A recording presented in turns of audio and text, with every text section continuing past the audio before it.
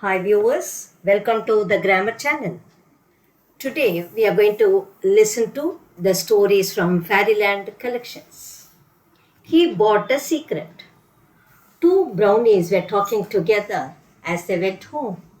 I tell you, said Gobo, I never saw such a mass of gold in my life. Sheets of it. I know, said the other brownie. I have seen it too. And how it gleams in the sun. It's almost too bright to look at. They did not know that the goblin's sharp eye was just behind them, listening to every word. He was tiptoeing along, hearing all they said. How his eyes shone when he heard about this gold. He pounced on the two brownies and caught them by their belts. He jerked them back, and they almost fell, wriggling in alarm. Now then, said Gobbo, what's all this? Let go my belt, Sharpeye, and let me go too, said Whiskas, the other brownie. What kind of behavior is this? Where is the gold you are talking about? Said Sharpeye. That's what I want to know. Tell me. Certainly not, said Gobbo at once. You are a greedy, selfish little goblin who never gives a penny to anyone. Why would we tell you where the gold is? You have far too much already. Who does it belong to? Asked Sharpeye, still holding on to the brownie's bells. Nobody, said Whiskers, wriggling. Sharpeye laughed. I have never heard of gold that belonged to nobody, he said. I shall go and get it then and have it for myself. Where is it? We are not going to tell you anything about it, said Gobo. It's a secret, said Whiskers, giving a sly wink at Gobo without Sharpeye saying him. I'll buy the secret, said Sharpeye.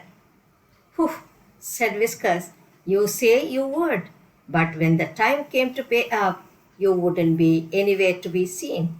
We know your promises. Didn't you promise to pay us 5 silver pieces to give to old Dame Jeanie when she was ill?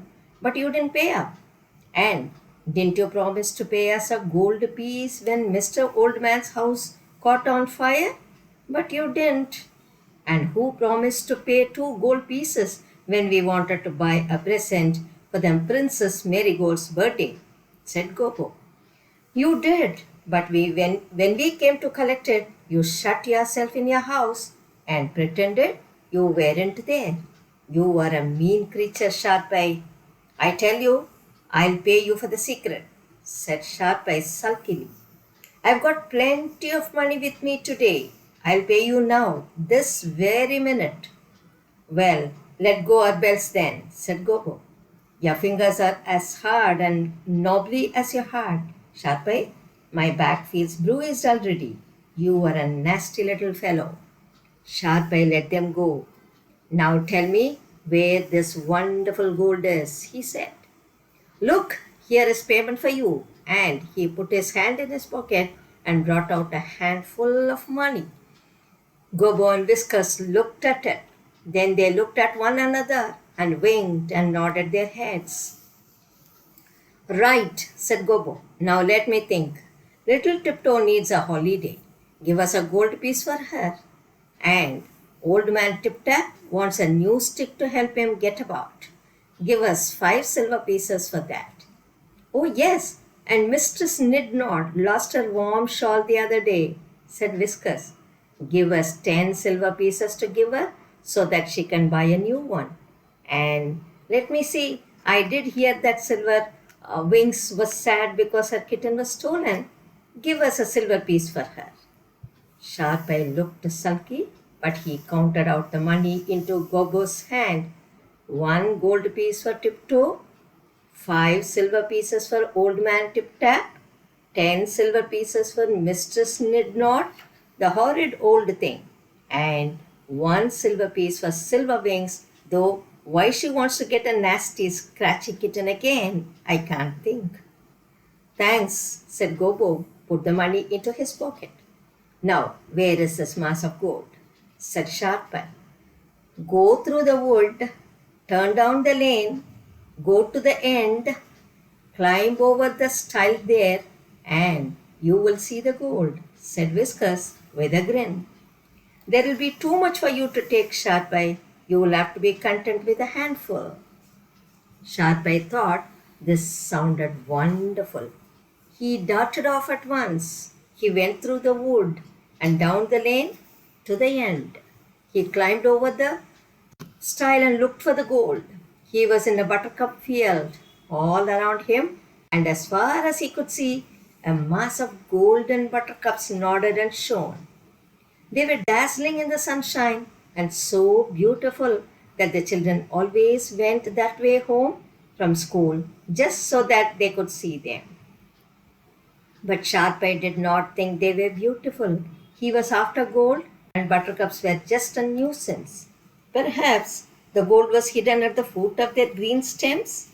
He went into the field and began to kick about the buttercups, trying to find the gold he was holding for. Soon he had kicked 100 shining buttercups down, but he had found no gold at all. Then he heard a shout. Hey you, what do you think you're doing? Spoiling those buttercups?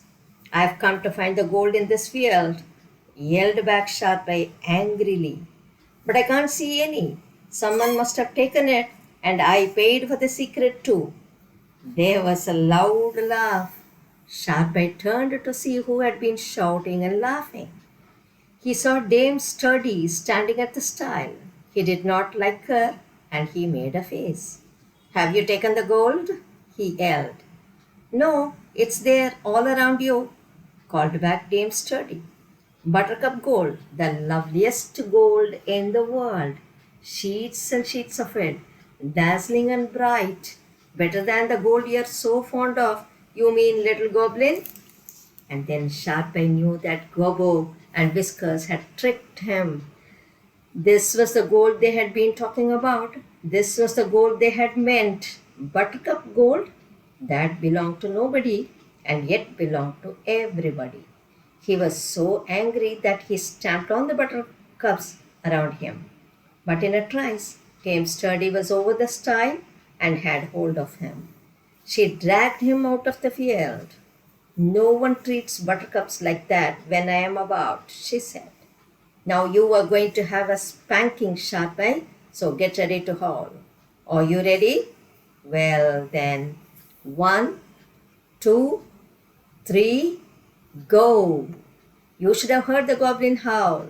He couldn't get away till Dame Sturdy had given him 12 spanks, and then he ran off wailing. I gave Gobbo and Whiskers all that money for the secret, and all I got was silly buttercups and a spanking. I am an unlucky fellow, to be sure. So he was, but mean people are always unlucky, and a very good thing too.